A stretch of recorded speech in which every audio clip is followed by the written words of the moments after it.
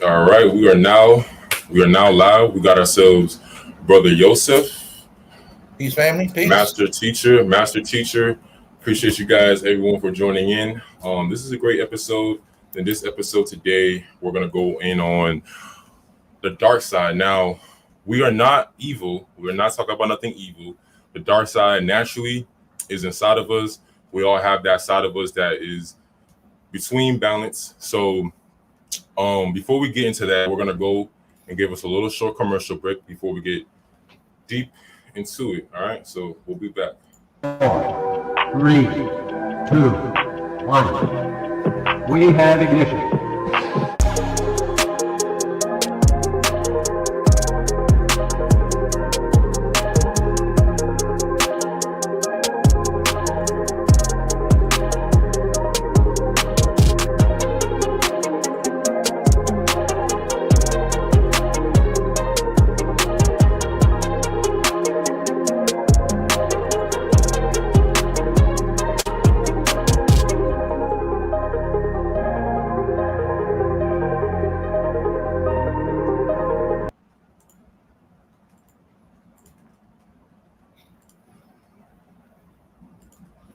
All right, so brother Yosef. All right, brother Yosef is a master spiritual teacher.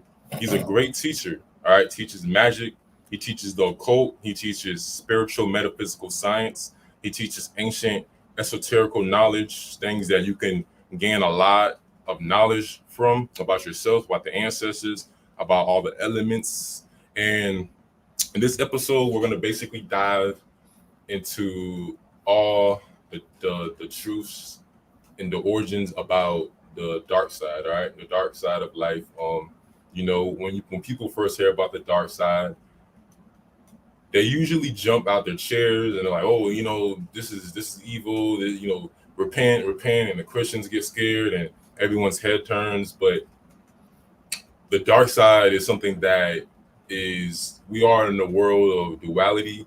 We are on Earth, so when you are a light being, you naturally are going to attract darker beings because it's duality, good and bad. So you ain't just going to be good and then there's only going to be good in your life. So this video, we're going to dive into the dark side. We got us a mean topic this afternoon. A lot of people were looking forward to me and brother Yosef doing an episode. So brother Yosef, I want you to tell us what's the origins of the dark side. The origins of the dark side is pretty much creation. Creation is an aspect of the darkness. Just like creation is an aspect of the light. You know what I mean? Mm-hmm. And darkness is light. It's just a different type of light. It's a chaos. And that's really what darkness is, right? Darkness is uncontrolled chaos, right? Mm-hmm. And if a person really masters, or I don't even say master, if they really practice the dark side, you have to make sure you get a teacher. I don't have anything against a person. I don't teach the darkness, but if a person's going to practice the dark side, you have to find a teacher that's going to teach you how to control that chaos, or that chaos will consume you. Mm. I don't really see a lot of people out here that teach people how to control chaos. That's aspect of dealing with the darkness. That chaos lives inside of us. We all deal with it. Somebody slap your mama, it's chaos time. You know what I'm saying? That is what it is. You know what I'm saying? It's on and popping, sir. So we all need that aspect of it because the dark side also works in conjunction with your ego when it's uncontrolled chaos. So what I'm really trying to say is that the darkness doesn't have to be evil, but it can be. In its original nature, it can be evil, if you want to call it that, because I have a hard time believing in good and evil. It's perspective. What I think is evil, you may not think is evil, right? Mm-hmm. Right and wrong, compared to the laws of the universe, I can get with that more because there are laws of the universe that exist, and you're right or you're wrong for breaking one of those laws. So chaos is darkness. That's what darkness is. And when it's uncontrolled, it can become evil. An alchemist or a powerful magician will learn how to control chaos or transmute it. You can do either or. You can wield the chaos, or what they call the dark side of the force in Star Wars. You can wield it, or you can transmute it. You know, so when Yoda will be fighting a lot of these dark Siths, he would transmute what they trying to hit him with instead of absorbing it and using it back against them. So a right-hand pather, if they was fighting a dark side person, they would take that and turn it into love. Love is also chaos, right? That goes to a whole nother level. So uncontrolled love, what does it make people do? Cut your tires, break your windows, you know what I'm saying? Kill somebody. Love can make you go nuts. Is that why they say, is that why love backwards is like evil, but it has the O? And then that's why XX Sensacion, he was like, oh, love is evil in his last picture before he passed away. Right. That's a fact. Just like to live backwards is evil. So if you don't know how to live correctly, that's evil. And what do I mean by that? That means that if you don't understand that obtaining knowledge is a part of living, being ignorant is evil. If there ever anything you can call evil, is ignorance, right? Mm-hmm. That's why there are forces on the planet that are just straight dark. They just want to destroy you. That's just a fact. And there are other forces that have a more controlled aspect of it that are kind of like neutral. And then you got people that's just straight up right side, like people that want to save the planet, right? So that's important for us to understand, family. That's important. I'm trying to hold back what I said, and I want to jump ahead of any questions you have, but that's kind of what that is. So I definitely got to ask you about that. Love can be evil if you go to the extremes. So when you love someone, you always want to remain balanced. You don't want to go to the extremes because they can become chaotic. And really what we talking about, the chaos part of love is confusion. And, you know, I did a video, one of my first videos ever on YouTube, way back in 2018, was called True Love versus False Love. And true love is cosmic, family. It's something, a part of you that makes you want to nurture something, even as a man. So if you go outside and water your plants every day, you're giving them love. Plant didn't do nothing for you yet. Not yet. Maybe it's going to grow into an apple tree. But that plant, that seed didn't do nothing for you. So you water it every day based on the love that you have for that seed. You're loving that seed when you do that. You're giving it life. You're allowing it to grow. That's what, when you're in love, you want to see the person you with grow. And that person wants to see you grow. But when a person is dealing with a lot of trauma in their life, they're going to bring confusion into the relationship, right? That's why it's important, y'all. You're going to get into any relationships, deal with your traumas, or try your best to deal with that trauma. You've been cheated on, if you've been beat up, whatever it is, deal with that trauma. Maybe somebody hurt you when you was a kid, because you don't want to put that on your boyfriend or your girlfriend when you come into a relationship. You're going to have a confused love situation, meaning that one person's going to be giving everything they can in a relationship, and the other person's just going to take because they're hurt. They need nurturing, so they're going to constantly take on a continuous basis. Give me. And it ain't me, it's you. You did it wrong. And you're looking at them like, what are you talking about? I didn't do anything, you know? They're hurt, because hurt people only know how to hurt people. They don't know how to do nothing else. So that's very important to understand when it comes to love. Cosmic love is nurturing. It's always going to give. It's a giving love. The purest form of love is to give something and not looking for nothing back, right? That's what pure love is. But a person who also has pure love in a relationship, they're going to give you something back, whether you ask for it, even though you didn't ask for it as well. So earth love is good sex, good food, a good time, a good laugh, and you think you're in love because of how you feel.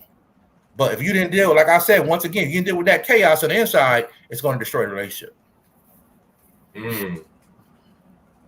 Okay, is it true, Brother Yosef? You see, a lot of people say that the only person who gives you unconditional love is your mother. Brother Yosef, tell us the truth. Usually the most powerful unconditional love you're ever going to get is going to come from yourself. But on this earth plane, yes, a lot of people go through their whole life, and the only person that's ever really going to give them love is going to be their mother or their father. So your parents or the child you have. So some single mothers never really get a man to love them, right? So the only love they can get is from a baby. That's the purest form of love they'll get. That child, all children, as they grow up, you nurture that baby, it's going to grow up and love you.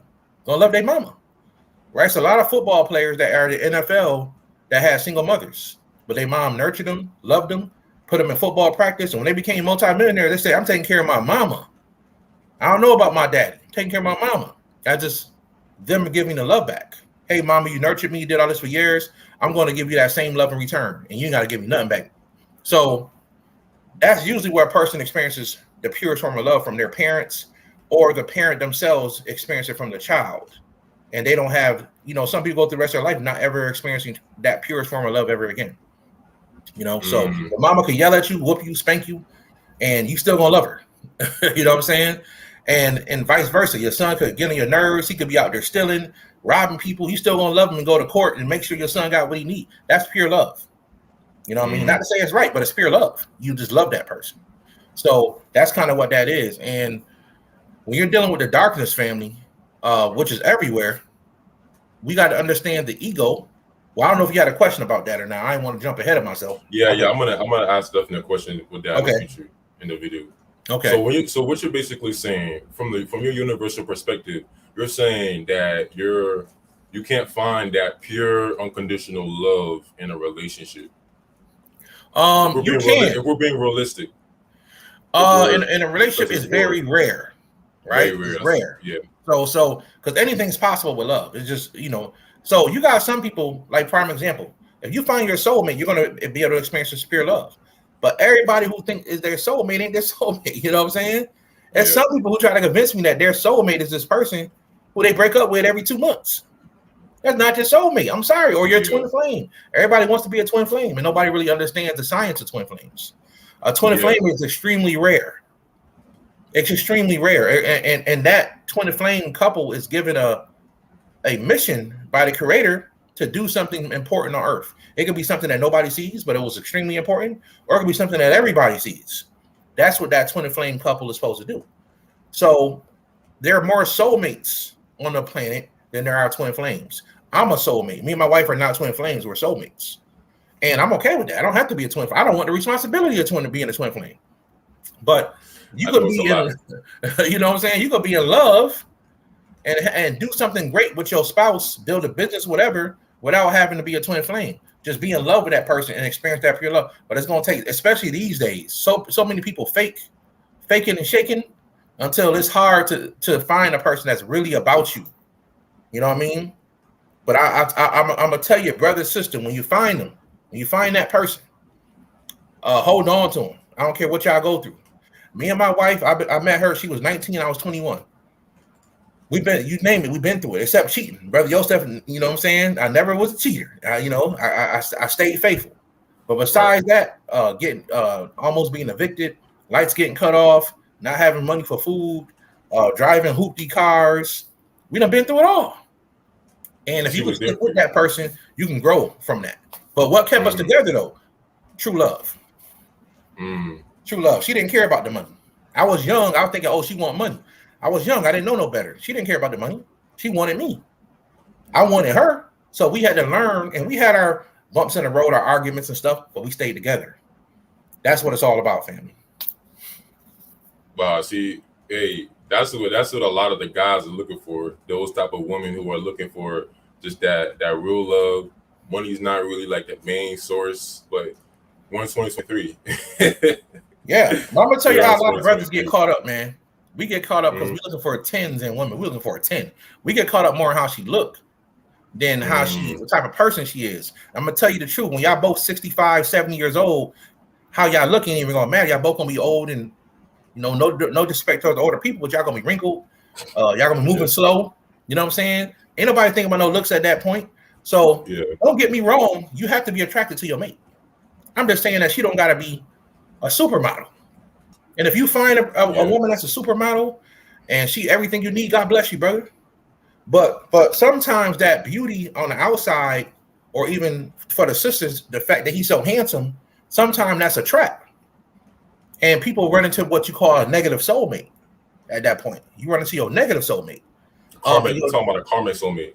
A karmic soulmate, negative soulmate. And what that is that's a soulmate that's here to teach you a lesson. That person, they appear to have it all going on, but after about 2-3 months in a relationship, you just find out this person's horrible for you, and it gets hard to leave this person alone. Yeah, because hard to leave this person alone. Yeah. You know what I mean? And it's like Speaking they of, just bad.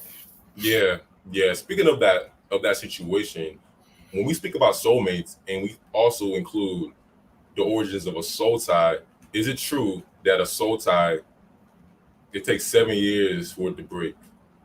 Yes, yes. Sometimes longer than that, depending on how intense your relationship was. So let me give you an example. You could be with a person for a year, and y'all could be in love, and 7 years later the cord broke. You don't dream about this person no more. You don't think about this person no more. You don't moved on, right? And I hate this. I don't want to say this, but it is kind of true that getting with another person does kind of help break that cord a little faster. But at the same time, it's not always good to jump into a new relationship real fast. Some people get over stuff by jumping to a new relationship. Not always smart, because you ain't dealt with what you dealt with from the past one. But that does help to a certain extent, because it helps get your mind off that person. But you see in the subconscious mind, in your dreams, that person come back and all stuff be happening. Now, if you was with a person and y'all was fighting each other, y'all was cussing each other out, y'all was arguing, and y'all was breaking up and getting back together, breaking up, getting back together, the intensity of that relationship. Maybe y'all had a house together. Maybe y'all had kids together. The intensity of that is going to be super, super hard to break. It could be 10 or 12 years before you break up fully from that person. You know what I'm saying? It could be 10 or 12 or more, depending on how intense the relationship was. Wow. Mm-hmm. That's deep. All right, so brother Yosef, a lot of guys and goddesses, they fight like obsessive thoughts, and they struggle to get it out their mind. And usually some say it's demons, some say it's demonic forces. What do you recommend, brother Yosef, to get those obsessive thoughts about dark situations, dark trauma out your mind? I'm going to start out by saying something that everybody says, but it's true, and that's going to be shadow work. You have to face those demons. You're going to have to go into your subconscious mind and look at that stuff you don't want to look at. You know what I mean? And you have to be honest with yourself. That's the second part. So one part of doing the shadow work is being honest with yourself. Maybe you caused a relationship to go bad, right? Maybe you did things in your life that hurt somebody else. Sometimes we don't want to blame ourselves. You know what I'm saying? And sisters got a hard time with that. You know what I'm saying? We're looking at themselves, but it's okay. You have to, right? So if a person, a brother or a sister, been through 10 relationships in the past, let's say 3 years, that's a lot of relationships, by the way. You've been through 10 relationships in the past 3 years. You eventually gotta look at yourself, you know what I'm saying, and say, wait a minute, you know what I'm saying? Yeah. Let's be reasonable here. Let's say you've been through 5 relationships in 10 years. You kind of got to look at yourself and say, you know what, wait a minute. Is it something I'm doing? Doesn't mean you're always guilty. Sometimes the guiltiness comes from you picking the wrong person. You keep picking the wrong person because that darkness inside you kind of want a person like that, and you don't want to admit it. There's a part of you that wants a person that's a little bit of chaos. Some of us are attracted to people like that. We're attracted to people that brings a lot of drama into our life. It has a lot of chaos. And then we don't want to admit that it was us. You know what I'm saying? And the truth is, you should never pick that person. That's the part about honesty I'm talking about that has to be looked at when you're dealing with shadow work. So shadow work will help you get past those obsessive thoughts. Honesty with yourself will help you stop thinking about it, because sometimes the reason why you keep thinking about it because you're feeling guilty in your subconscious mind. You just don't know that, right?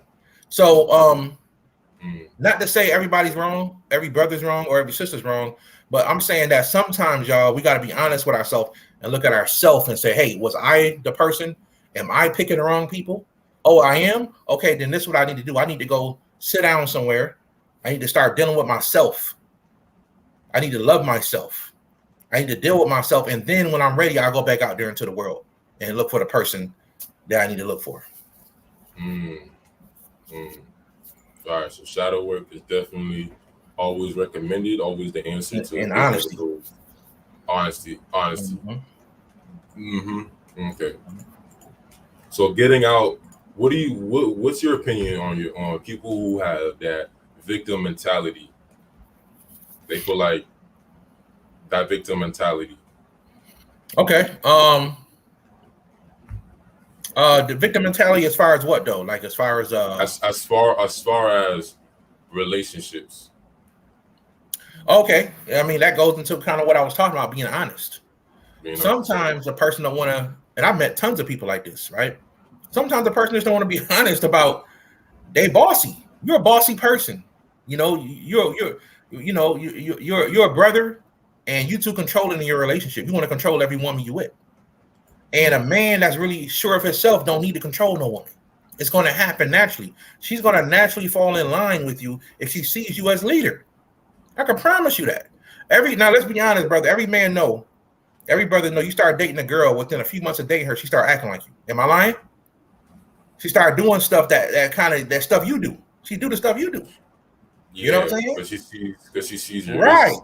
It's her natural nature to follow you. If you believe in something, if you're a spiritual person and say you believe in yoga, and she never really practiced yoga, if she love you, she's going to start doing yoga. It's usually not the other way around. Men usually don't do what the woman do all the time. But if she sees you as a person that she can follow, you're a real man, you're taking care of your responsibilities, and you're taking care of business, and she loves you, she's going to naturally follow you, right? So if that's the case, you don't have to worry about that. So there's no need to control, brother. But if you're dealing with stuff on the inside of yourself as a man, then you're always going to control the situation. That's not good because that's bringing confusion, right? That's bringing confusion instead of letting her blossom like a flower. And vice versa, sister. Sometimes you could be too controlling, right? You could be too have too much attitude, and the man may not want to deal with that. Those are things about yourself that you got to be honest about. You got to be honest about yourself. Maybe you got too much mouth, whatever it is. And it ain't that the man is bad. You could be running him away from being so bossy or having too much attitude about everything. Those are the parts of us after a couple bad relationships. We got to look at ourselves and say, wait a minute. Maybe I need to calm down. Maybe I need to look at myself. And that's where the victim mentality comes in. Like, it's like, oh, they did it to me. Oh, these men ain't no good. These men ain't no good. They did it to me. Well, sister, I can promise any sister saying that, it ain't the men that's no good. You picking the wrong ones. You picking bums and bad guys. So you can't blame all men like that. You know what I'm saying? It's just the truth. Guys. Yeah. And it's the same thing for the brother. If you keep picking a chick that's loosey-goosey and she out there giving it to everybody and she doing bad things, she cheating, hey, bro, you gotta make better decisions. Like, you can't say all these women, they all hoes, man. They all this. Nah, brother, that's not true. There's some good women out here. It's just that you're picking the wrong ones. And what's making you pick that is the darkness. The darkness, that uncontrolled chaos that's inside of you, that you ain't controlled that chaos yet. The darkness is always going to be there. But you need to learn how to control it. That's why we go into the darkness shadow work, to learn to face demons and learn how to control the darkness. Because you can never get rid of your darkness. It's just a part of you. And that attaches to your ego as well. So that's what we got to do, y'all. We got to be honest so we don't have this victim mentality about he did it, she did it. You always got to blame yourself. That's something that's look, y'all, I'm a chief. I'm over a lot of people. I got a metaphysical business. I do real estate. I do all the stuff. Anything that go wrong, I'm not blaming nobody. I'm blaming me.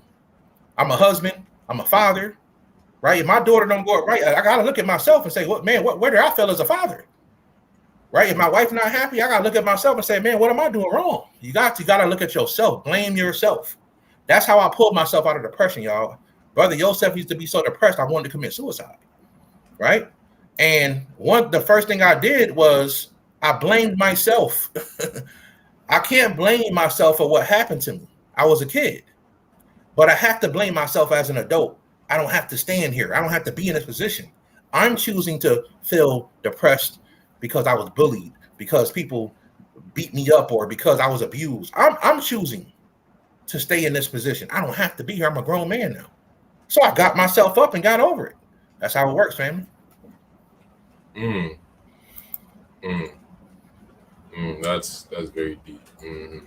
Everyone's watching this right now has definitely had an experience with, they call like the dark night of the soul. and a lot of us go through this on our spiritual awakening. Now, Brother Yosef, tell us, is this like crucial? Like, is this mandatory to go through that dark night of the soul phase, that rabbit hole where you just get super dark? Everybody will go through it. Everybody will have a dark night of the soul, especially when you're in spirituality. Because I'm gonna tell you what's happening. You're losing your humanity. When you go through a dark night of the soul, you're losing a piece of your humanity, which is a good thing, right? And some people will say, well, losing your humanity deals with you losing your compassion, losing the positive things about you. No. The things that make you human is not always a good thing. Some of those things hold you back. The reason why you can't fly right now is because you're human. You think you're human, right? And you're not a human being. You're a soul having an experience as a human being. So you have to start looking at yourself more as a soul. That's why the first thing I teach people, give yourself a spiritual name. Once you give yourself a spiritual name, your psychology will start to change.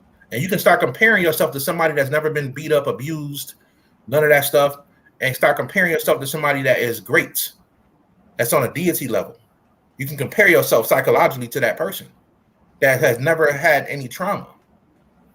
So that's very important, family, as you grow, because the dark night of the soul is coming, trust me. And in astrology, everybody goes through that Saturn return. And like I always tell people, Saturn ain't got no problem handing out ass whoopings. Yep. You're gonna come home with that belt, and the house better be clean. You know what I'm saying? The house better be clean. And if the house ain't clean, meaning that yourself, if you haven't changed something about yourself, if you haven't worked on yourself, Saturn is gonna pull the belt out. You're gonna get an ass whooping. This is what it's gonna be. And he does it because he's the best teacher in astrology. Right? Sometimes as humans, we don't learn unless we bump our head. Somebody died in the family. You know how people I talked to that became spiritual with their mom died or their dad died? Somebody who they really loved died and it led them towards spirituality?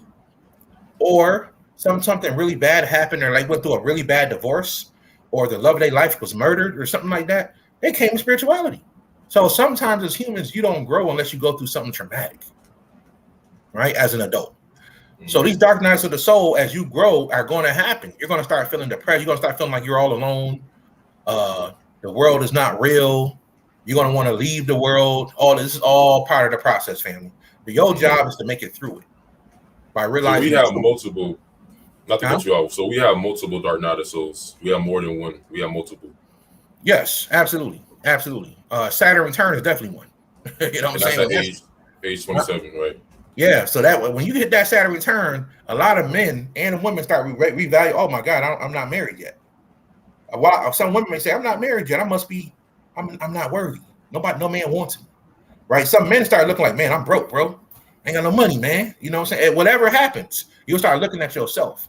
And that's all the Saturn energy making you do. Go inside to the darkness. And then you have other aspects where you get on a spiritual path, you start feeling like, man, I've had moments where I want to give up for sure. This stuff don't work, man. So there's different versions of dark night of the soul, family, that everybody goes through.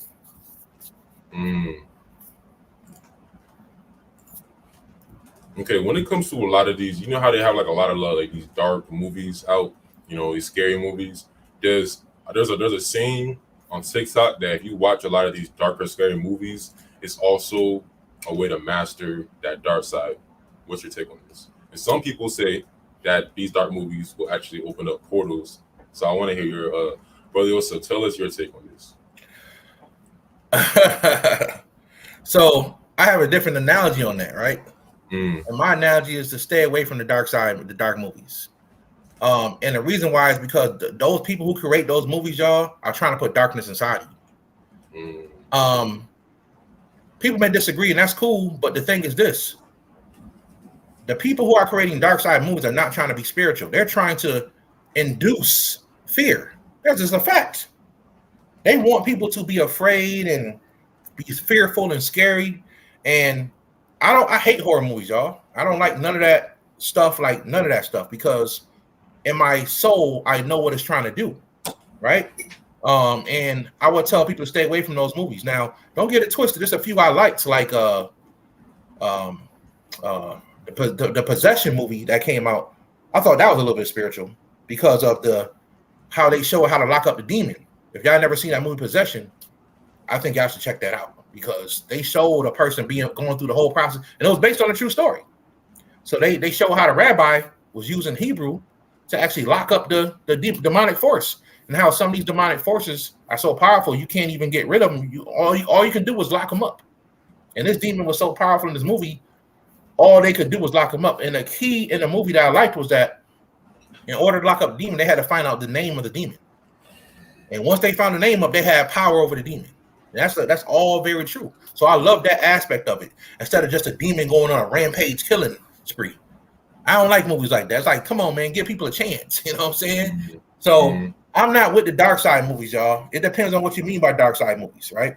It depends on what you mean. But I'm not really with a lot of the dark side movies. I don't think they can really I don't think people should embrace the darkness at all. You know what I'm saying? Because you got to be careful with that, man.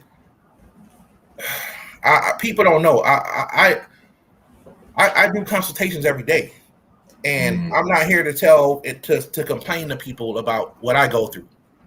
But I really coach people. I really help people, and people don't know the calls I get of people who are messed up, who are in psych wards today, who call me. And it's always people in their 20s. I don't know what it is with people in their 20s. I get a few people 30s and 40s, but it's always kids in their 20s. And it breaks my heart because messing with the dark side, don't really know how to control the chaos, and the chaos overtook them. They can't sleep, hearing voices. I'm talking about this year alone, y'all, at least probably 80 calls of people who are dealing with demonic forces, but they mess with the dark side. Dang. Well, I shun people and I warn people. I say, hey, if you're gonna mess with it, cool. Now, there's 2 people I talk to on a regular basis that are friends of mine that are dark side magicians. And they were really trained in schools, and they were really taught outside of YouTube how to be a dark side magician. And we call and we chop it up and we exchange information and we talk. And they really not being consumed by this stuff. They live their life. They got cars, houses. They do what they want to do. But everybody's not blessed to have that type of teacher or information to know how to control that. Some people want something really fast. And I'm telling you right now, you mess with a demon will give it to you. They never fail. When you do demonic stuff to spells to get houses and cars and relationships, they'll give it to you. The problem is you're going to keep wanting that. Because it ain't going to make your life better. You're just going to get what you want with still a messed up life. So the key, family, is to balance yourself. Control the chaos within if you're going to mess with that. And this is I know this stems also, you know how they have Star Wars, they have the Darth Vader movie, and then Darth Vader goes into the dark side and he couldn't control, his mother died, he had all that trauma. You know the story, Brother Yosef, Absolutely. and then how he went to that dark side because, like you just said, it was uncontrolled chaos. Yeah, and see, and that's what it is. You wield the dark side in Star Wars. The Jedi are nothing but magicians. They're wizards, and their lightsabers are magic wand. That's what they do. And so yeah, you wield the dark side of the Force. And that you don't, but on the light side, you transmute it, and you live the light side of the Force.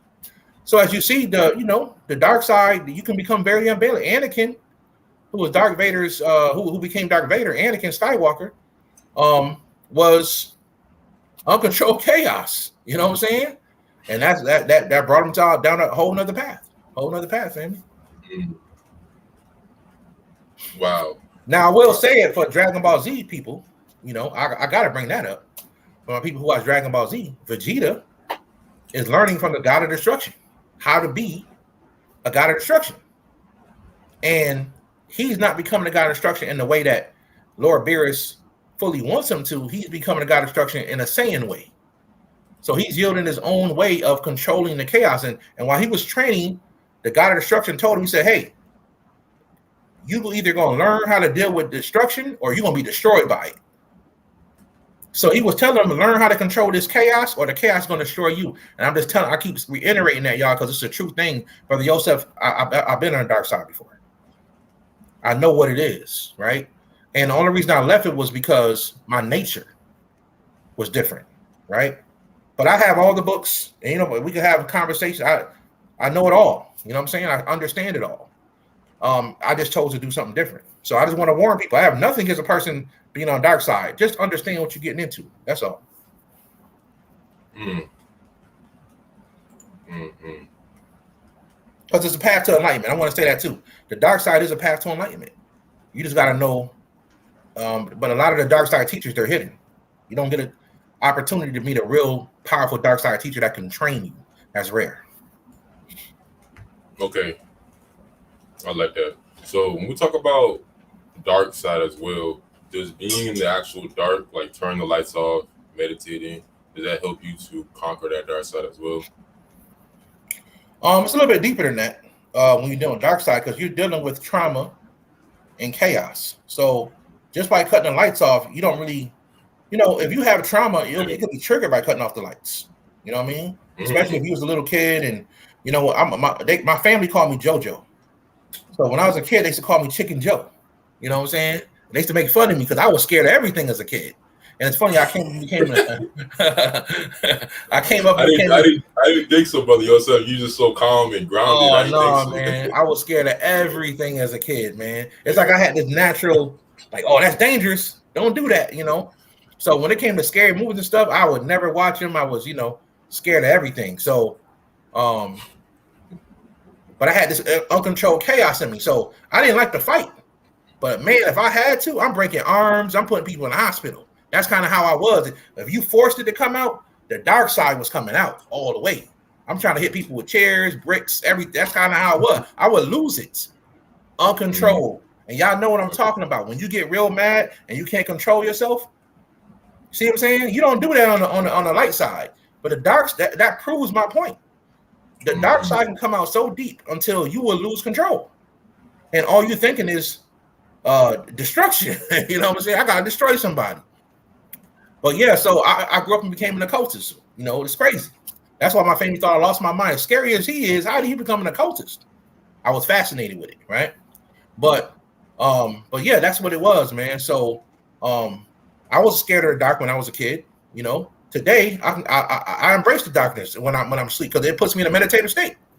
So that's the first thing I think about when all the lights go. Oh, I'm about to meditate.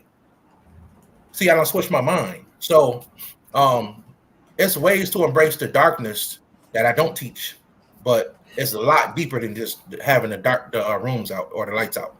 It's really dealing with the chaos inside of yourself. That's really what chaos. Okay. Okay. Is it let's see what we got here. So some people, how some people can read people's auras. They can read people's auras, like your water signs, and people who got spiritual gifts. So sometimes people read people's auras and they see a black aura around them. Brother Yosef, tell us, what is that? Like, what does that mean? So I've only seen that one time in my life, a whole black aura, and that's because I know, like I said, I know people. From my city, there's a sorcerer. I ain't gonna say his name, but he deals with the dark side. I met him at a bookstore years ago. He can come in your house and turn your lights off. That's how powerful he is. He can jump into the astral body, and he can come in your house and move stuff in your house, turn your lights off and on, and just have you freaked out. He's a very powerful magician. And when I first saw him, that's one of the first things I saw is he had a black aura. Still friends with him to this day. He cool, but usually when a person has a black aura and they're not, usually today what I see is this. I see patches of blackness in the aura. And that blackness is chaos. That chaos will turn into some form of destruction if it's not transmuted, right? So a dark side magician will know how he keeps his aura black on purpose because he's constantly needs to pull on the chaotic forces and wield it into what he wants, right?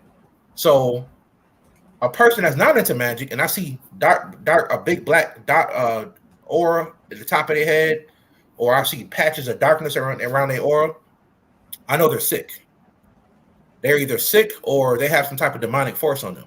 Usually it's dealing with sickness, because if they don't deal with that dark patch, it's going to turn into cancer.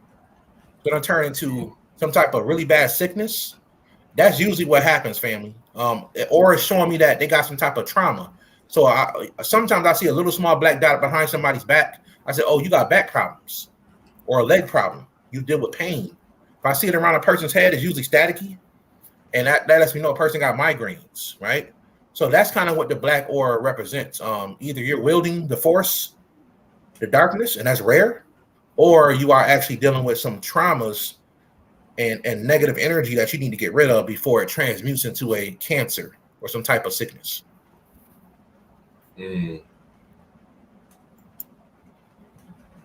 Brother, you also tell us black crystals. Black crystals are said to help you on your spiritual journey because it's like a form of shadow work. You know, black is like absorbs. It's like that void. What's your take on black crystals, and do you recommend black crystals to people who are working on that dark side?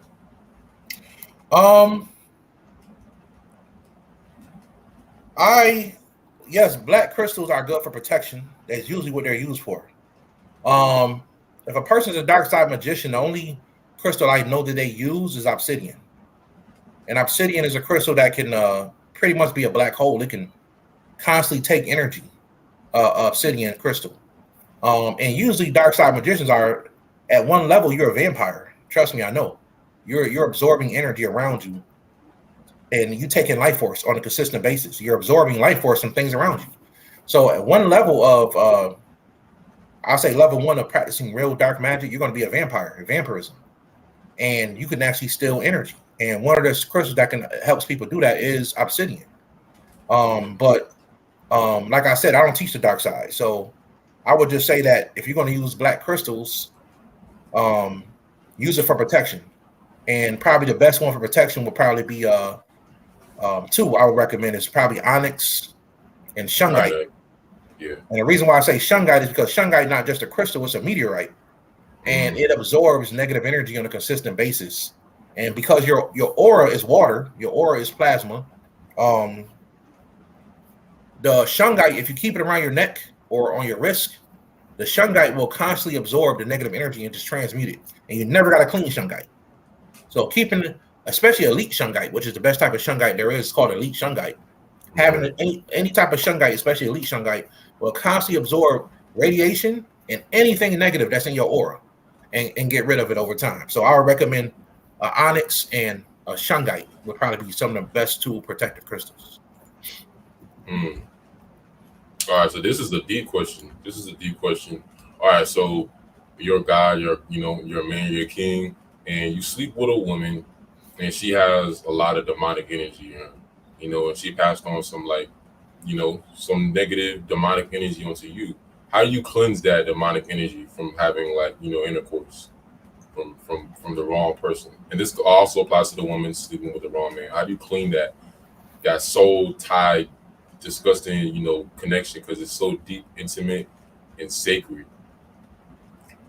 Yeah. So usually, and I'll be honest about this. Usually, if a person is dealing with a mate that has this really bad energy, it's probably not demonic, but it's probably a parasitic energy that's on that person. The way you're going to know for a fact if you're dealing with a demonic force is that she has psychological problems. So when demons, believe it or not, people don't know this, demons rarely mess with humans.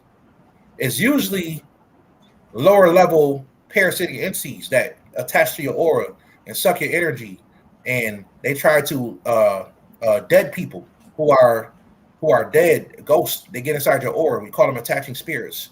And when a ghost get inside your aura, if they was an alcoholic, your girl could become an alcoholic overnight, right? They love to hang out in bars and clubs and stuff like that, and they could jump inside your aura if you don't protect. So that's what I'm saying. It's not always a demon. It could be a man or a woman that you sleep in the bed with could have, some type of spirit on them. Also call them debunks. They could have a ghost or a parasitic entity, a succubus, an incubus, all the types of things like that. And the first thing you need to do if that person is bringing drama is to get away from that person before we even talk about cleaning. Because what's the point of cleaning if you're going to just be right back with that person again? You just defeated the purpose. You know what I mean? So I want to say that first. Get away from that person, right? In any way you can. Then focus on cleansing yourself. And you can do that by way of cleansing your aura, right? Taking spiritual baths, a handful of sea salt, a handful of ginger roots, not the powder, the actual root itself, and a handful of lemon zest is one of the best spiritual baths you can take. Sea salt, ginger root, and lemon zest. Put that in a bathtub, sit in that bathtub for 20 minutes, dunk your whole head when you get out. When you get out, draw for the white towel and listen to 528 hertz frequencies. 528 hertz frequency is a frequency that will transmute negative to positive. If y'all didn't know that, it's a love frequency. It will raise the vibration of everything around you. 528 hertz. You want to listen to that for probably like an hour after you take a spiritual bath. That will get that negative energy off of you. Now, if you have a demonic force on you that jumped on you from a person that was next to you, then you probably gonna need to see a shaman or some type of priestess or priest that can actually do a ritual over you and get that off you. Because sometimes it do get that serious. I gotta tell people to do that sometimes. Hey, brother Yosef, give me a ritual. I'm like, I can't because you don't know how to do it. You got to go see a priest. You know. So when you see these shamans, they're gonna do what they call an exorcism, right? Yeah, they do exorcisms. Yep. Exorcisms. Okay. Exorcist or and sometimes they could just command it to go because some usually this is with the usually is the obia, the voodoo, or the Santeria, which is nothing but the Yoruba.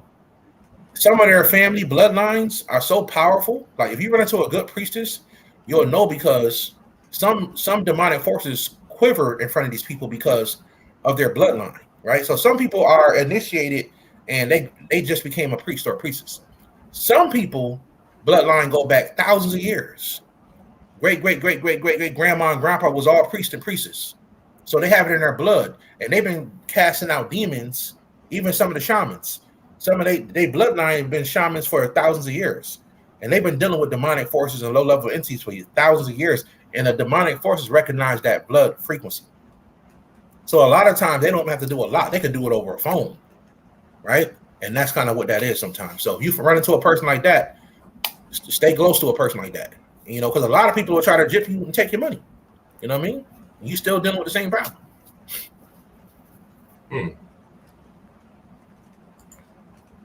Yeah, that's very deep. All right, so Brother Yosef, what's some of the most effective ways and secrets to do soul searching, to search for your soul, find out who you really are?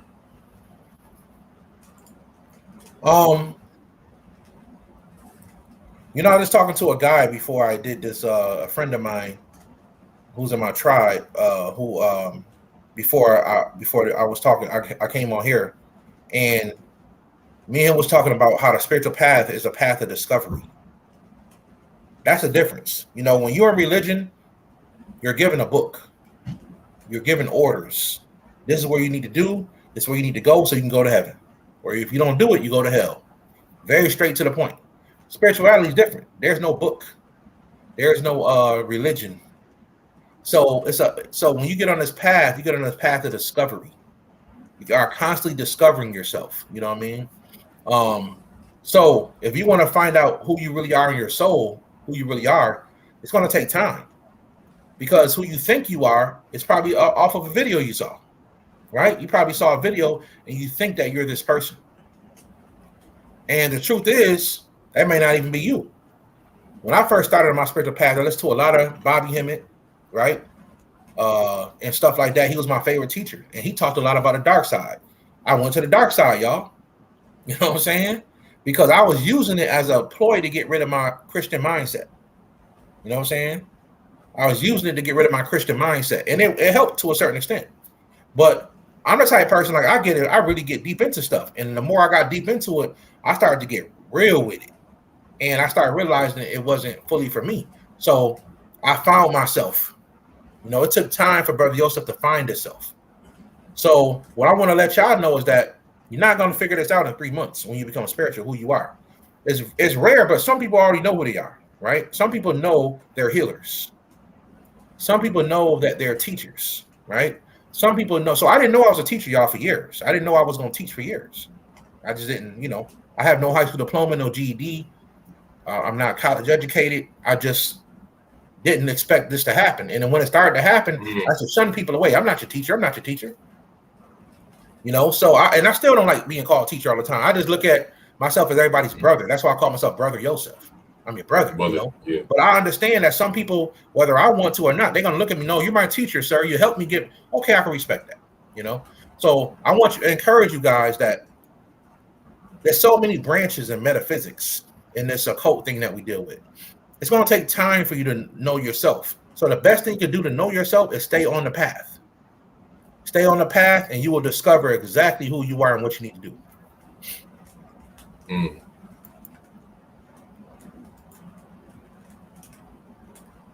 Okay, so we're gonna start answering some questions, y'all. So y'all go ahead and ask some questions, and we're gonna get to some of y'all questions.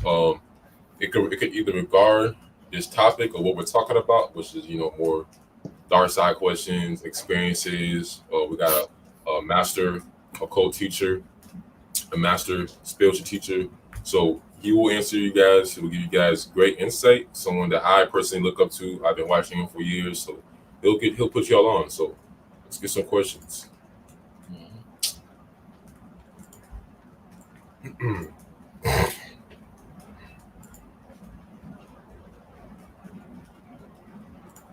Okay.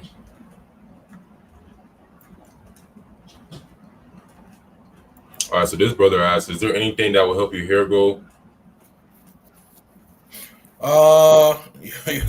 You probably have to talk to an herbologist about that, but I know you said my locks pulled out.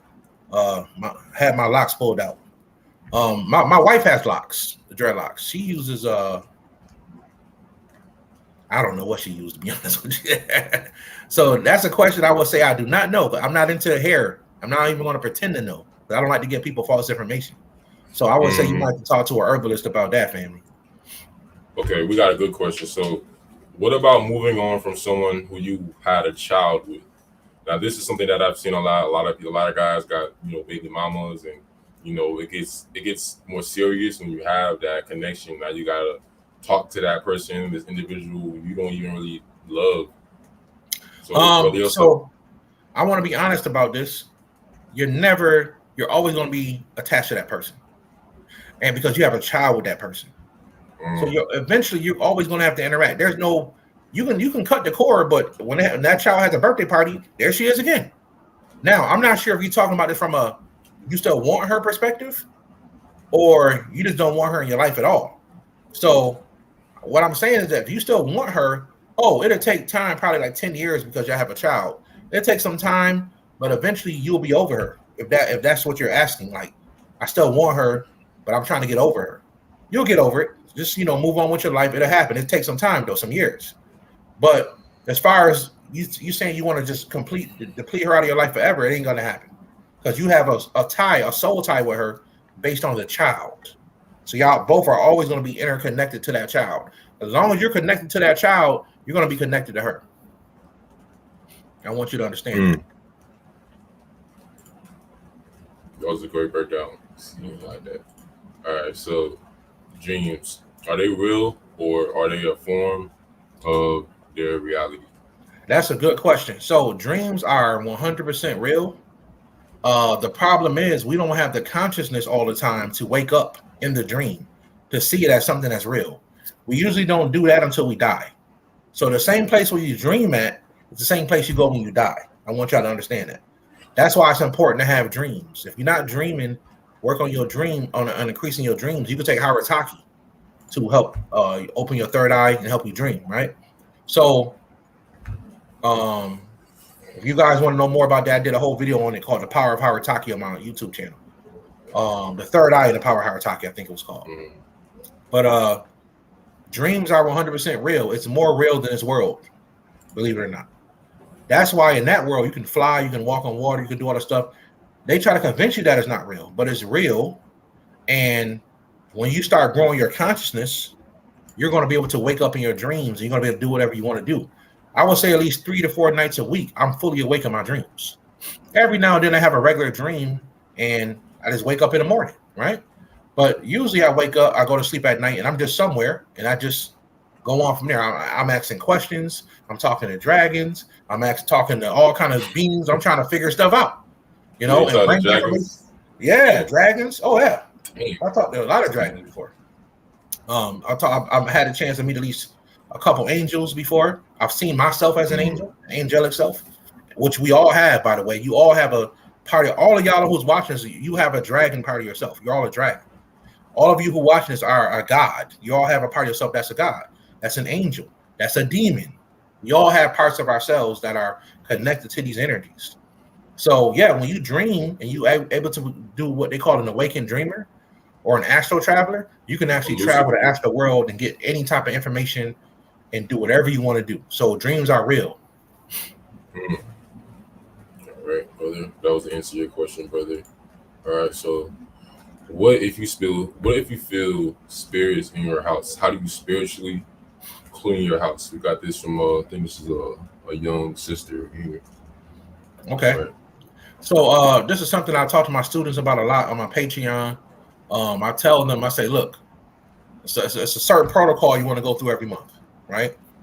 The first thing you want to do is you want to, because what you don't want to do, family, is cleanse the outside of your house first and then cleanse the inside of your house, because you can trap spirits inside of your house. They can't leave, right? So before we talk about sealing the outside of your house, I'm gonna say this real quick. On the inside of your house, the first thing you want to do is you want to play either 432 hertz or 528 hertz in your house while you're using white copal. White copal, COPAL. It's one of the most powerful things. And some people say, well, what about sage, Brother Yosef? Sage is good. Nothing wrong with sage. But sage only stays in the air for about 7 hours. So if you're sleeping at night, you sleep more than 7 hours, the spirits can come right back after 7 hours. Because sage is powerful now. Sage is like acid to negative spirits, right? But another thing that lasts even longer is it can last for a couple of days, is actually white copal. So get you some white copal resin, not the sticks, the what do you call those things? You don't want to get the resins. Yeah, they have it. No, you want to get the resin. Get the resin, and you burn that on some charcoal. It's a whole process with that. And you want to walk around all the corners of your house, because that's what negative spirits hide. They're hiding corners. Every room, every corner of the house, and keep telling yourself this house has high vibrations. This house is blessed. This house, say all the positive stuff you think of. This house has no negative spirit. Say all these things, and these spirits will leave. Now, the thing I love about white copal is that it don't just get rid of negative spirits, ghosts, and all the stuff in your house. That's usually what it is, ghost. It gets rid of negative elementals as well. And what is a negative elemental? When a negative elemental is around, weird stuff start happening around your house. Dead birds, dogs is on the street biting people on the street. Your power going out, electricity going out. Dead animals in your front yard. Just weird stuff be happening like that. That's what you call negative elementals are around. That's a sign. So vultures is another sign. So this cleanses out all that, family. So you do it inside your house. Then you go outside your house and you do the same thing. Once you do it outside your house, family, I want you to get some pine oil. And I want you to go to your front door and your back door, side door, whatever you got, and draw the solar cross. This is a sign for spirits to stay away. And the solar cross is a circle with a cross in the middle. That's a solar cross. When the sunlight hits that, it's going to raise the vibration of the house. All right? I talk about that in my book as well. So that's what you can do, family, to protect your house. A solar cross. Solar cross. You guys can Google that, look that up. And it's going to be a circle with a cross in the middle. It's a very powerful solar symbol. If you on Amazon, I got another book called the 4D Ascension, and in that book, I talk about how you can actually take the solar cross and carve it into a crystal, and carnelian crystal, and that crystal will actually be like a solar energy ball for you. It's like you're carrying solar light. You can charge it with the sun, and it becomes like a solar crystal for you.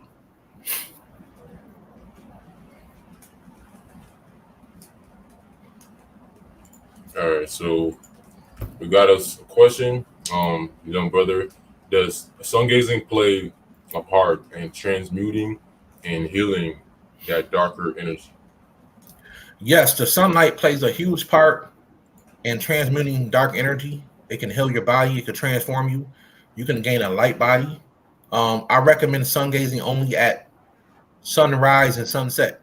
If you look at the sun in the middle of the day, like right now it's 12 o'clock here in Texas, and you don't want to look at the sun right now. I don't care if you think, oh, but I'm black and I got black eyes, brother Yosef, and I can look at the sun. Yeah, that's cool, but eventually over time you will hurt your eyes.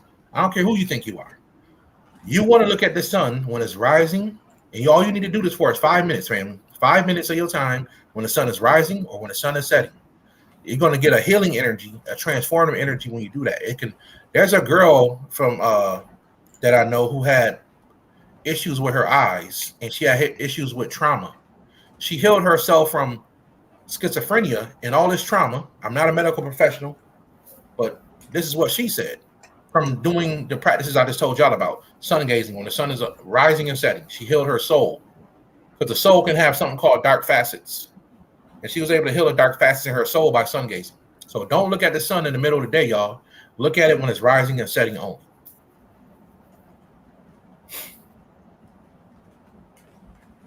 All right, so let's see right here.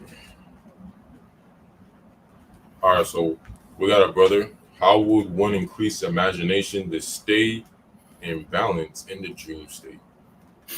You don't need to increase imagination in a dream state, because the dream state is where your imagination even come from. So when you start imagining stuff, you're tapping into the dream state, which is also called the fourth dimension. It's the same thing. So the dream state is the fourth dimension, the astral plane, the afterlife. All that is in the fourth dimension.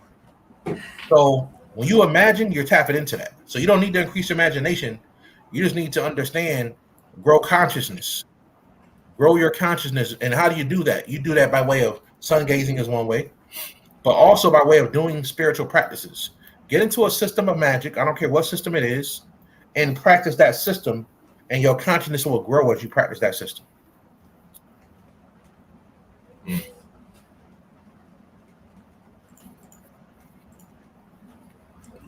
What are some good occult books for newbies tapping into the dark side? I don't teach the dark side, family, but I will give y'all one that I gave out before on my channel. It was called Kabbalah Kiliboff and Goetic Magic. It might be a little expensive right now, but that's the best one I can tell you.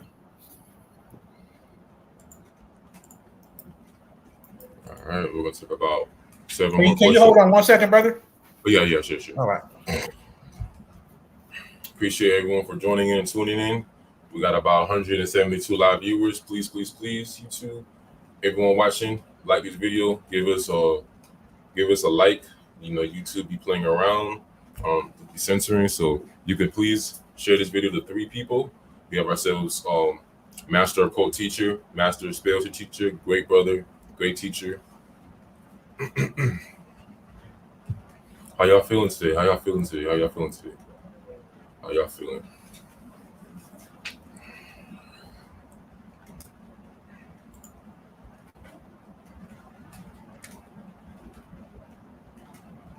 We're going to have this question, took about 7 more questions, and when he comes back, this will be the main question we focus on.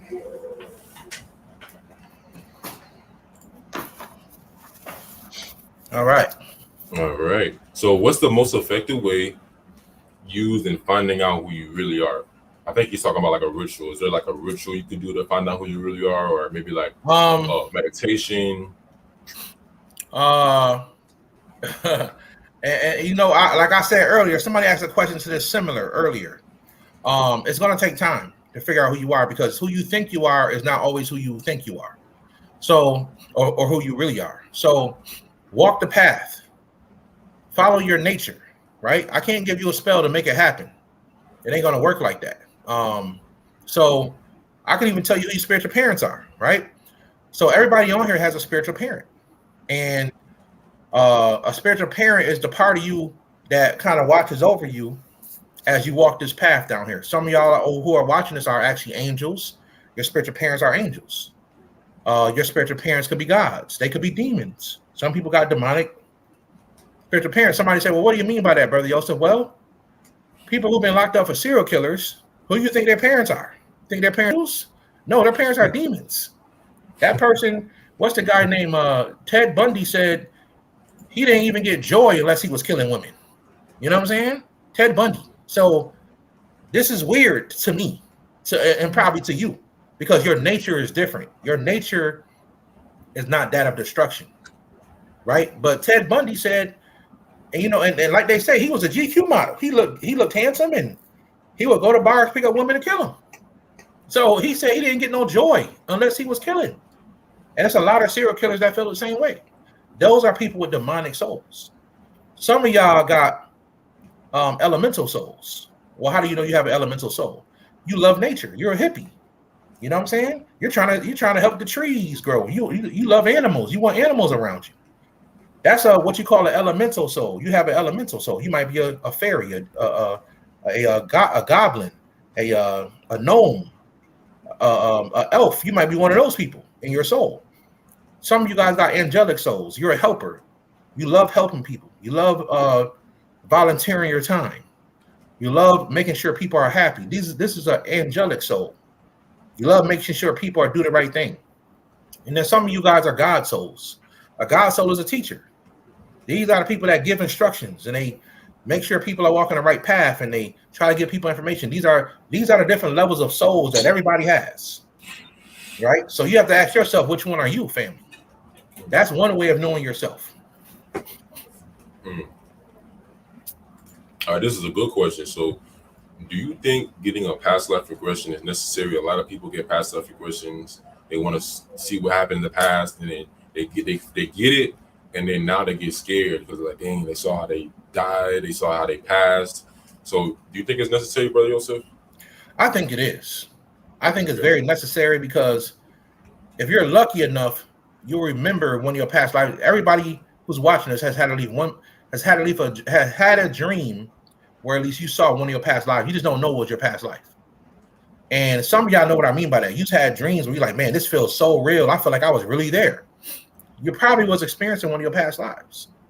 And once you open that channel, you can actually have more and more dreams of your past lives. And there's a book I gave out called Discovering Your Past Lives that helped me. The first time I did a practice in this book, I saw myself sitting on a hill watching the sunrise. That's one of my favorite things to do, y'all. I love watching the sunrises and sunsets. I've been loving that since I was a kid. Never knew why. And when I did my first ever past life regression, I saw the sun rising. I had overalls on, and I was sitting on the hill watching the sunrise.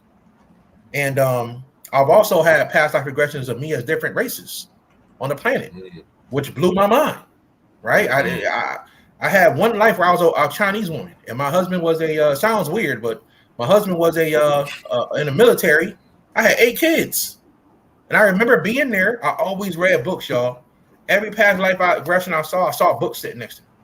So here I am, and I remember holding this baby in my arms, and I had children in front of me sleeping. Some of them was probably like 18 years old, 17, and I had a little baby in my arms. And I counted them. I remember it was 8 of them. And I'm like, oh, I'm a woman that's got kids, and I was an Asian woman. I had a past life when I was a fat white Jewish man. And when the Nazis came to get me and my wife had to shoot out with the Nazis, and we died. They killed us. And I told her, I said, we'll see each other again. And I remember before they came, I was smoking a pipe, sitting in this chair, and I had Kabbalah books right next to me. So I was always this person who was getting knowledge in different lifetimes. And the most incredible past life experience I had, family, was when I was in Atlantis, and I was a 9-foot tall being, and I was a hermaphrodite. I had male and female parts. I was a hermaphrodite, and my wife was a hermaphrodite, but we were a couple, and we were some type of teachers or something in Atlantis. And I remember looking out the window, and I remember seeing different beings. I remember seeing little children play on a water slide, and the place we was walking in was so magnificent, I can't even really put it into words. The ceilings are so high. I mean, it's just a beautiful place. So the book is called, I want to give y'all this book. Y'all hold on one second. I gave it out on one of my videos. I'm going to see if I can find it on Amazon.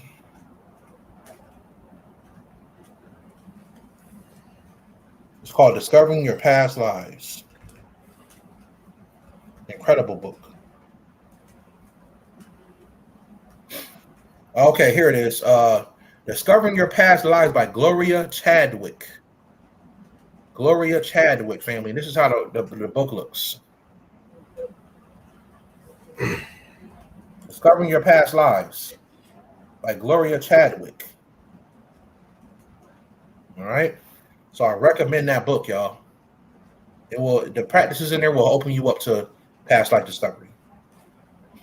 The brother Yosef, a lot of people too say that, like someone told me this recently, they said that you can have over 100 past lives. Is that true?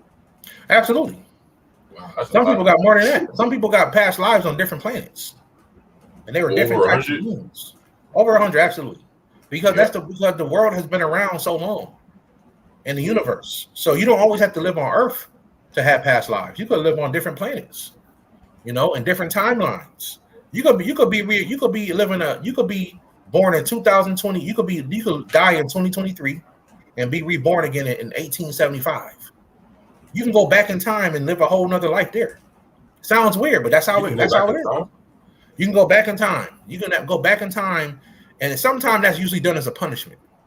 But there are some people who die in 2023, and you can go be reborn again in 1775, right? So let's say, for example, you were very racist, and you killed a bunch of black people, like this guy just did in Florida. You walked in, you just killed a bunch of black people.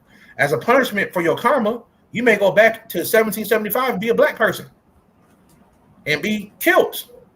That's how karma works, depending on your higher self. Because if a person murders somebody, you're God. God murdered somebody. That part of God has to understand why it did what it did. So it has to go back as the victim. And this is why in the world today we have bad things that happen. Little kids die in car accidents. Stuff happen like that because that little kid that died in that car accident could have been a drunk driver who killed the little kid in another life. You think people just get away with this stuff? People don't just get away with killing the kid and a drunk driver. And you go to your next life. You don't get away with that.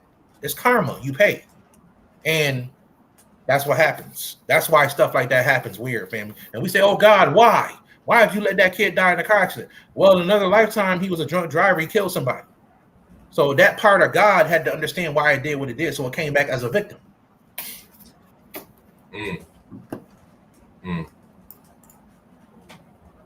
All right, we're gonna take a few more questions, y'all. So we got a question from young brother James Bond. All right, so what's a good way to stay focused on semen retention? I just talked about this last night on the other show. Brother Rich. Yeah. And I want to, I told people, I warned people about that. You know what I mean? Nothing wrong with semen retention. Your aura is going to explode. You got a huge aura. See, but with that is going to come. See, you know what really attracts people to each other? It's a pheromone. So, yeah. So, a man growing a bigger beard. Some women will say, "Well, I'm not attracted to a man with a beard." But when a man grows a beard out, why do you think all the ancient cultures had men with beards? Because women were attracted to men with beards. Because it was when you grow your beard, it's a pheromone. God gave you a beard for a reason. I'm not saying you need to have it all big and bushy. I'm just saying that if you have facial hair, you need to line that up and just keep your facial hair because it's a pheromone, right? And women, it's gonna sound crazy, but women, their pheromone actually is near their vagina. When they grow their hair down there, I'm just being honest, that is a pheromone. And men be wondering why I'm attracted. They got a book called Sexy Witch. There's a book called Sexy Witch. And even Brother Bobby Hemmett talked about this a long time ago. They tell a woman in there, grow your hair out. If you want a man, they tell a woman, grow your hair in your vagina. Don't wear no panties and think about this man every day. And look at the man. He will be naturally attracted to you. You will pull this man because he will smell your pheromones. That's how it goes. So a man's pheromones is here. A woman's pheromones is down there. That's how it goes in the science.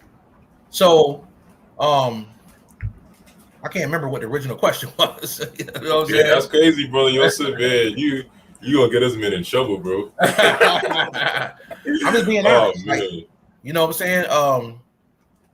So that's what that is, right? And I know I didn't have hair on my face for years. As soon as I had my daughter, I said I'm gonna grow my beard out. And my wife never wants me to cut my beard again. Right? She's like, don't cut it, please don't cut it. So it's a psychological thing. That psychological thing is so deep, y'all. Y'all just don't know it. Like men, one thing a man don't know is that you're naturally attracted to a woman with the same body type as your mother. It's a psychological thing. Women are attracted to men that's like their father. It's a psychological thing. So I'm not saying you want a man that look just like your father, but if a man that kind of reminds you of your father, it's attractive to a woman. So what about a woman who had a father that wasn't in her life? That's a little bit different, but still his DNA is inside of her to a degree. Okay. Yeah, y'all know what I'm talking about. It could be a woman who never met her father. Her father could have been a Rolling Stone in the streets, had 100 babies. Sometimes she'll get a man that's just like that. That'll happen sometimes. I'm talking about mostly though a woman who has her father in her life. She usually wants a man that reminds her of her father. Right? Sometimes you don't know that yet. You're young, you don't know that's what you want. But a man, his body type that he likes in a woman, it's usually the same body type his mother got. When her mom was in her prime, I'm not saying your mom when she's 65. I'm saying when your mom was in her prime at 25 years old, psychologically, that's what you want. And you don't know that. Just like a man, you're not attracted to a woman because she look good. You're attracted to her because you want to procreate. So we talk about the deeper roots of the psychology of why you look at a woman. You're thinking it's really for having a baby. It's not just to have sex. What earth is used to have a baby. That's what's supposed to happen. But we have, condoms and birth control. That comes with it, cool. But the thing that drives you is the fact that you want to have a child. You want to procreate. So I'm talking about deeper psychology here. And like I said, I don't remember what the original question was. Yeah, it was about semen retention, and you were saying it blows your aura up, and you were saying that you were going to say that it's very hard to go on it because it's like you're holding a lot more energy. Say it again. Basically, you were saying that when you go on semen retention, that it's very potent and hard. Yeah. So with semen retention, I recommend people getting teachers because, like I said in the show last night, I did semen retention one time and I couldn't ejaculate for 3 months. I wanted to cry. You know what I'm saying? I'm thinking, okay, I'm getting my energy. And I'm going to tell you what happens. Women get more attracted to you when your energy is like that. You start giving off pheromones as well because your aura is so big. Something about you look bright. Your skin start glowing. Any man that did semen retention knows the truth. Your skin start glowing. Your eyes get whiter. As people are like, man, it's something about this guy. It's because you got your aura so bright. Just like when a woman pregnant, most women could tell because she glows. And the reason why she's glowing is because her aura gets big. She has another life form inside of her. Her aura expands. It gets bigger, right? That's why it's very hard to possess a pregnant woman. Any possession movie you see, somebody trying to possess a pregnant woman is usually the devil himself. That's possessing a pregnant woman because that shield, that baby gives you an extra shield of protection in your aura. It's very hard to affect a woman like that unless she does stuff to her own body that opens her up. Like she's a drug addict and she's pregnant, she's opening herself up to demonic forces. But if you're just a regular woman going around, your aura gonna be huge. And a woman to say, you glowing, is you pregnant? That's what it is. So when a man goes on semen retention, he glows. I recommend y'all finding a teacher that can teach y'all the correct way to do that because you don't want to just keep holding because your body will get programmed to keep holding like that. And it'll be hard to turn it back on. So you can like basically it's like the dark side, it'll be uncontrolled energy. Well, it's funny you said the dark side because if you study the tantric sexual arts, it was considered dark magic back in the day. It was considered black magic because they'll teach a woman the tantric arts and she'll go take over a whole kingdom. You know what I'm saying? She'll go get the prince and take over the whole kingdom. They would teach that to certain women and she'll go take over a whole kingdom. She knew them sexual tantric arts. And the warriors, the men were, when they became warriors, they were taught the sexual arts, and it was considered black magic back then because they would learn how to hold their seed because they're warriors, they're strong, they're killing people. Women are attracted to that. So they go from kingdom to kingdom doing what they do. They were designed not to go around having children. So a man, when he was a warrior back in the day, was actually taught how to hold his seed when he had sex with a woman, so he didn't have to have all these different children around. Right, so it's not considered a black art today, but back in the ancient times, the tantric sex would be considered a dark art. So Yeah, so be careful with that semen retention. Nothing wrong with it. Just be careful with it, family. And the reason why you recommend someone to have a teacher on this semen retention is so that they stay balanced and they don't go right, and you don't hurt yourself. Same thing I said last night about the Kundalini energy. You can mess with your Kundalini and hurt yourself. See, I'm here to tell y'all the truth because I did a lot of these things. You know what I'm saying? That, yeah. I'm not here to tell you don't do it. No, go ahead. Right. I'm just trying to say be responsible when it comes to certain things in spirituality. You just don't want to jump into it. You want to be take it easy, do it the right way, and then so you want to find a tantric teacher, which is kind of hard to find. But find a tantric teacher. I never heard of that. They exist, trust me. They exist. Okay. I know one. I used to know one. You know what I'm saying? A sister that I don't know where she at now, what she doing, but she had a whole thing where she's teaching us tantric arts. A friend of mine built the whole website for her, but I don't know what she's doing now. But yeah, she would teach women the tantric arts. And I'm saying, man, she teaching women that's some dangerous stuff. You know what I'm saying? Because back in the day, like I said, they used to take over whole kingdoms like that. You know what I mean? Yeah. She put it on her brother. He done lost his mind. Dad, I want the throne. Yeah, she tell him, yeah, baby, you need the throne tonight. Yeah, I'm gonna get that throne. You know what I'm saying? Oh boy, man, so brothers will lose their mind. That's what they used to do. Look at the movie Troy. The whole movie was fought over a woman. Troy is about a woman, Helen of Troy. The whole thing was about a woman. You know what I'm saying? So yeah, some of them women was taught that science, Jack. They was taught that science. That's why the movie, what's the brother name? They got a movie about him. They say he got the most kids to this day. Every one out of every 6 men has his bloodline. Man, what's his dude name? They had a whole movie about him called Marco Polo. It was on Netflix. His name was man, it keep coming to my head. I keep forgetting his name. What's his name? Man. But they say he had all the women, bro. And the woman kept trying to take over his kingdom. They were sending women. Yeah, take over his kingdom. Put it on him, It was the Genghis Khan. Genghis Khan, that's his name. One out of every 6 men has his bloodline. That's how many women he was sleeping with. They said he had a new woman every day. A couple women every day. Getting them all pregnant. They didn't even care. You know what I'm saying? So yeah. But what happens when you do that? If you just get a bunch of women pregnant, like just hundreds of women, what really happens? Doesn't that make your generation just more powerful? Your bloodline? I wouldn't say it makes your bloodline more powerful. It's about who you mate with, who you have sex with. But I think he did it just to show his dominance. I'm gonna get all y'all women pregnant, all y'all wives. You know what I'm saying? All your daughter. I'm getting everybody pregnant. That's how I don't know why he thought like that, but that's what he did. You know what I'm saying? Yeah. And they say Genghis Khan had a huge empire. He was getting everything, bro. They said that 1 out of every 6 men has his bloodline. That's how many children he had. African women, European women, Asian women. He had women from India. He had women everywhere. So it was crazy. It was crazy. That's a lot of baby mamas. A lot of baby mamas, man. Woo. A lot of baby mamas. Dang. All right, we'll get to a few more questions. All right. What does it mean if you see a blood moon on the beach? It means you saw a blood moon on the beach. It means it doesn't mean anything special. It just means that you saw a blood moon. If you're lucky enough to see a blood moon, you're supposed to be doing some type of rituals with that. They also call it a strawberry moon, but I know this week. I think this week they're having a blue moon. So y'all can get into that. The blue moon, which means there's 2 full moons in 1 month. So yeah, if you saw a blood moon on the beach, usually some people will get down with some type of rituals, but it doesn't mean anything specific. So we got this. This is a really good question. Let's see what it says. Wait, 1 second.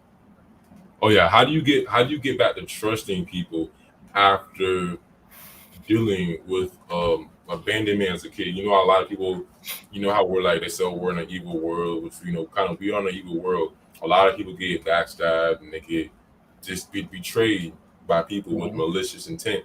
So how do you get back to trusting people again after that? Because we're in a world where people just their trust issues are altered. I would say be smart about it as you move forward in life. And I know exactly about that's one of the issues I had growing up. I had abandonment issues, and in my home, but even also in because I felt like at one point my mom was choosing my stepdad over me, and I was a young kid, 16. Christmas stopped for me at 15 years old because my mom couldn't afford Christmas, so she bought. I would watch some Christmases and watch all my brothers and sisters open up stuff, and I just sit there. So to a degree, I had to deal with that. Me and my mother with abandonment issues. She was a good mother. She was really good to me, but it was aspects of I was such a sensitive child that I needed my mother to be there for me. But at the same time, I realized that her not being there for me in the way I wanted all the time made me stronger as an individual, and I didn't let that darkness consume me. So I also grew up in church, and in church, nobody ever liked me. Don't know what I did to nobody. I remember this from being a little kid, 4 years old. And I wasn't going to church smelling bad. My mom kept me decent, but people never liked me. And I realized as I got older that it was the dark forces on the planet that didn't want me to become who I am today. It wanted me to bottle up all this abandonment that I had and hate people. And I did for a little stint. I hated people and I didn't trust people. So what I want to tell this person that asked that question is, don't let it consume you. The way you get over it is by realizing the truth. And the truth is somebody was trying to stop you from becoming something great, right? That's why they gave you that. So you're actually supposed to be helping people, brother or sister, whoever. I think it was a brother that asked that question. You're supposed to be helping people. Just like Brother Yosef helps people today. Yeah, it was a brother. Mm-hmm. Okay, you're supposed to be helping people. So they want to stop you from helping people by always feeling a sense of abandonment, right? Mm. I've been there as a kid, and that's why I'm antisocial today. It's weird, So when I had my first ever conference in 2021, people met me for the first time, and some people was hugging me, people was crying in front of me. I didn't know how to take it. I was weirded out. I wanted a part of me wanted to be like, everybody get away from me, because I wasn't used to people loving me. Mm. Here I am one day. I just decided to just go on YouTube one day and just start talking, and it blew up. Right? People, sometimes you don't know how much people need your message. So whatever message you got, whatever you got for the people, look inside of yourself, Mo God, and I'm pretty sure there's a part of you that love people. Continue to search that out. Continue to work on that. Don't focus on what happened in your past. That's a trap. Right? So you've been dealing with abandonment as a kid. You're not dealing with it now. So just leave that part of you in the past. And when I created Brother Yosef, that's what I did. I said, I'm going to become this person named Brother Yosef. And the reason why I call myself that name is because my real name is Joseph. So Yosef is the higher vibrational word of Joseph. It's actually the true way you're supposed to say it, Yosef or Yusuf, dealing with the vowels. So I gave myself, I said, I'm everybody's brother. That's how people feel about me. And I'm going to call myself Yosef. I'm Brother Yosef. So find that place inside of you that can get past that and help people. Help people. Find a message that you got inside of you that the dark forces tried to block, and continue to help people, man. That's what I would say. Okay, so what you're basically saying, to confirm everything, you're saying when you are basically when you're disliked or the black sheep and no one likes you, and everyone got a problem with you, that's the demonic forces using people and body snatching them to make you feel like the victim, when in reality you got a bigger purpose. So it's a bigger purpose. Yep. It's inevitable. It's basically inevitable. Mm-hmm. See, because when you're born, you have a whole astrological chart, and people know who they're going to be. People and demonic for there. So okay, he coming to the planet or she's coming to the planet. We got to mess them up. So I know they had a whole meeting about me, boy. They was like, we got to mess this kid up. Okay, his daddy is a drug dealer. His daddy always in jail. His mama's a single mother. We gonna mess this kid up real good. His mama had him at 15 years old. She's still a kid herself. She don't know. She got kicked out at 15. She got to survive on the streets.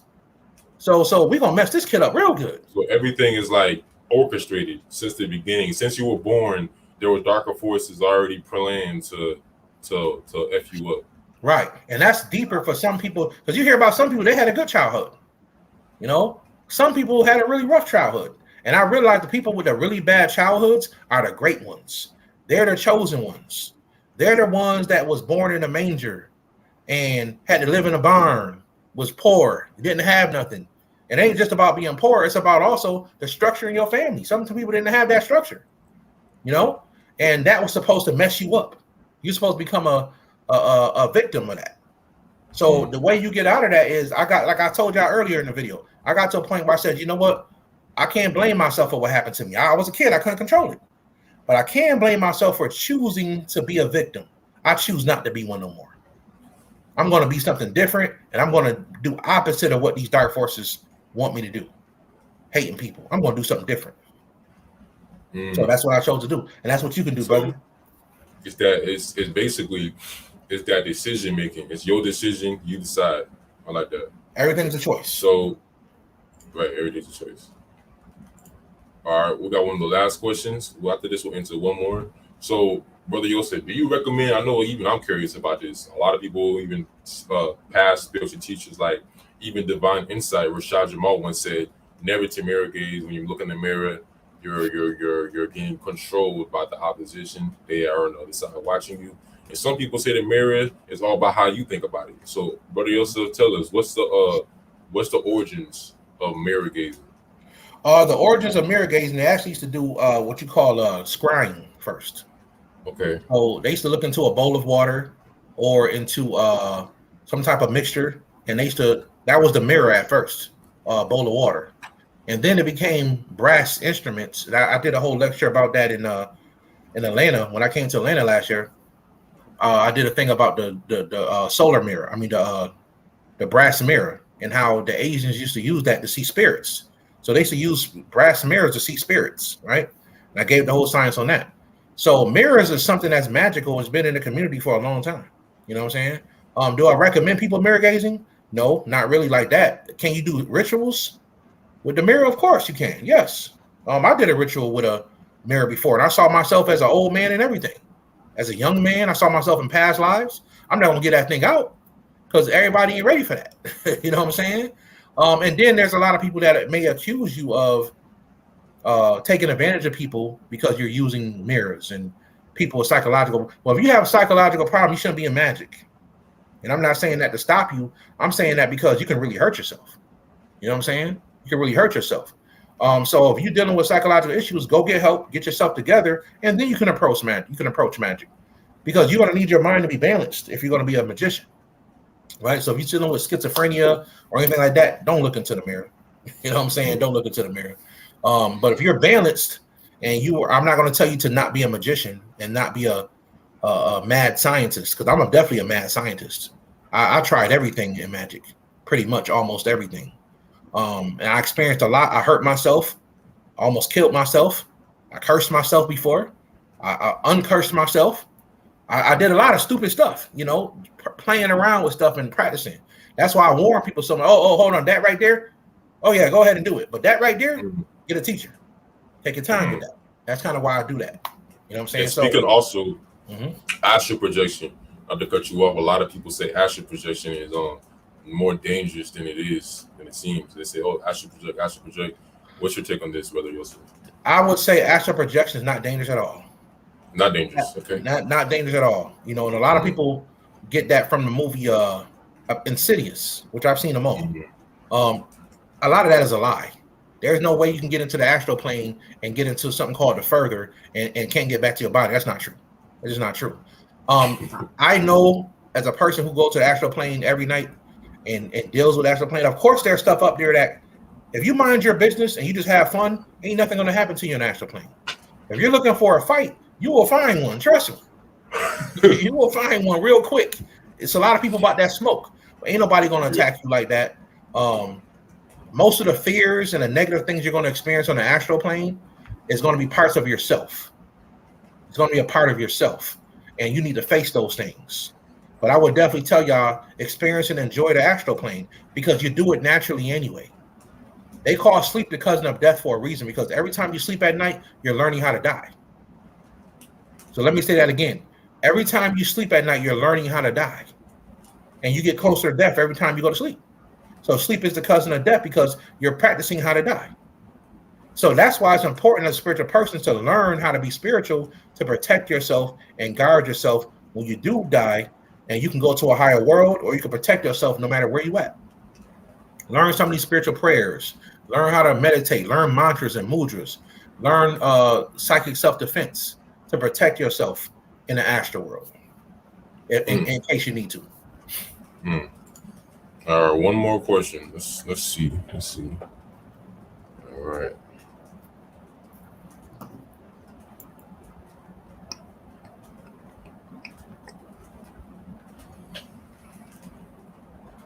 Okay, last question. Last but not least. All right. How do you access the Akashic records and your soul contract? Okay, that's not so easy said, but I'll say it like this. I'll help you guys understand it like this. There's different type of Akashic records, in case you guys didn't know that. You have your own personal one that you can access whenever you want in your dreams. And that goes by way of the book I just told you guys about, Discovering Your Past Lives. You're going into your Akashic records when you do that. And that book does help you access your own. The Akashic records themselves, you have to be a very powerful medium to even learn how to get there. And everybody's not allowed to access the Akashic records. You have to be a certain type of person. And I learned that from trying to access it myself. I have never been able to go into the actual Akashic records of the planet Earth. Never. Every time I go up there, they be like, turn around, buddy. Not you. I'm like, damn, what did I do? They never let me in there, right? And it's a very beautiful place. It's guarded by beings that pretty much watch you. And you're only able to look at what you came to look at. You can't go around, spend time up there and all that stuff. But your own personal records, anybody can access those as yourself. Now, you got some mediums that's so powerful, they can go into your records whenever they want to. They just can access it. They're powerful like that. So I would say if you want to learn how to access the Akashic records, learn how to get into your mediumship. Because a medium is more powerful than a psychic. A psychic can deal with stuff on the earth realm. They can see your aura. They can tell what type of energy you got around you. They can read your mind. But a medium could do that, and they deal with the higher physical world, spiritual worlds. So I would recommend getting into some type of mediumship, taking some classes. Everybody has the ability. I gave a book out that was really good for mediumship. It was called Something in Psychic Perception. I gave it out a long time ago. I got so many books. But that's what I would say. Learn how to practice your mediumship to access the Akashic records. All right. This has been the episode. How you feeling, brother? How you feeling, brother Yosef? I'm feeling good, man. And I know a lot of you guys on here are probably just hearing about me for the first time. And I have a YouTube channel, New Life Tools, NULYFE Tools, on YouTube. You can just probably type in Brother Yosef and I'll come up, New Life Tools. I also have a Patreon. You guys can check me out on there if you want to. That's Brother Yosef on Patreon. And I'm grateful. I'm grateful to be on here, family. I have a tribe. I'm doing an event this October 1st. I'm doing an event in Houston. It's going to be my first tribal event. It's going to be really dope. We're going to have my prime minister come out speak. I'm going to do a class on animism and working with your spirit totem. And your spirit totem could be more than just your animal totem. It could be an aspect of nature. So we're going to talk about that. And we're going to have vegan food, stuffed peppers. It's going to be a good old time, right? So it's going to be October 1st. You guys go to my website, New Life Tools. And where's that? What state? Houston, Texas. It's going to be in Texas. Houston, Texas. Okay. Right in Houston, y'all. So if you're in the Texas area, go to my website, New Life Tools, tribalministries.com. You probably just type in New Life Tools, it'll come up. Or you can go to any video of mine. You'll see my link to my website under any video on my YouTube channel. And yeah, y'all can come on out, have a good time. And yeah, this is what I do, family. For all of you guys seeing me for the first time, I want to thank you, brother, for having me on. I had a really good time today. Yes, really good time. You know, everyone watching, give your brother a follow, give him a subscribe. Everyone who's new to my channel from Brother Yosef's channel, subscribe to me. And we appreciate you guys for joining in. Y'all have a good day. Yes, peace, family. Peace.